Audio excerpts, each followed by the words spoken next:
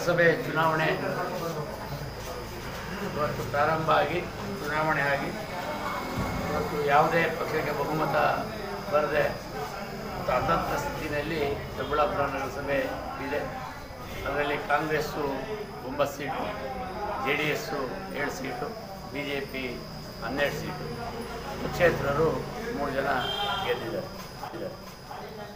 ನಾವು ಸಾಕಷ್ಟು ಕಾಂಗ್ರೆಸ್ ಸರ್ಕಾರ ಇದ್ದಾಗ ತಾಲೂಕಲ್ಲಿ ಅದು ಶಿಕ್ಷಣ ಇರ್ಬೋದು, ಆರೋಗ್ಯ ಇರ್ಬೋದು, ಸಾರ್ವಜನಿಕರ ಮೂಲಭೂತ ಸೌಕರ್ಯಗಳಿರ್ಬೋದು, ಇವೆಲ್ಲವನ್ನು ಸಹ ಸಿದ್ದರಾಮಯ್ಯನವರ ಕಾಂಗ್ರೆಸ್ ಸರ್ಕಾರದಲ್ಲಿ 13ರಿಂದ 18ರವರೆಗೆ ನಗರ ಮತ್ತು ಗ್ರಾಮಾಂತರದಲ್ಲಿ ಎಲ್ಲ ಅಭಿವೃದ್ಧಿ ಕಾರ್ಯಕ್ರಮಗಳನ್ನು ಸಹ ನಾವು ಮಾಡಿದ್ವಿ.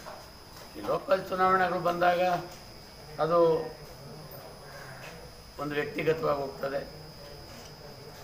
ಆ ಥರದಲ್ಲಾಗಿ ಇವತ್ತು ಯಾವುದೇ ಪಕ್ಷಕ್ಕೆ ಬಹುಮತ ಬಂದಿಲ್ಲ.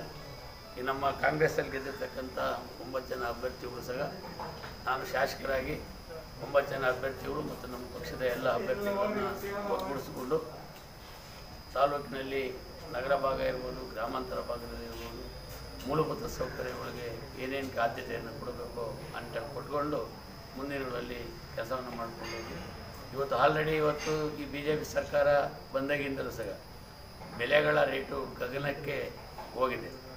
ದೇಶದ ರಾಜ್ಯದ ಆರ್ಥಿಕ ಪರಿಸ್ಥಿತಿ ಪಾತಾಳಕ್ಕೆ ಹೋಗಿದೆ.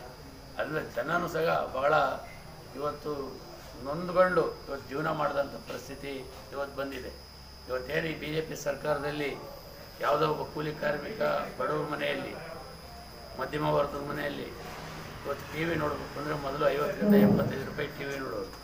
ಇವತ್ತು 300ರಿಂದ 500, 800, 1000ಕ್ಕೆ TV ಹೋಗಿದೆ. ಗ್ಯಾಸ್ ನಮ್ಮ ಕಾಂಗ್ರೆಸ್ ಸರ್ಕಾರ ಇದ್ದಾಗ 350ರಿಂದ 375 ರೂಪಾಯಿ ಕೊಡ್ತಾಯಿದ್ದು, ಇವತ್ತು 925 ರೂಪಾಯಿ ಗ್ಯಾಸ್ ಆಗಿದೆ.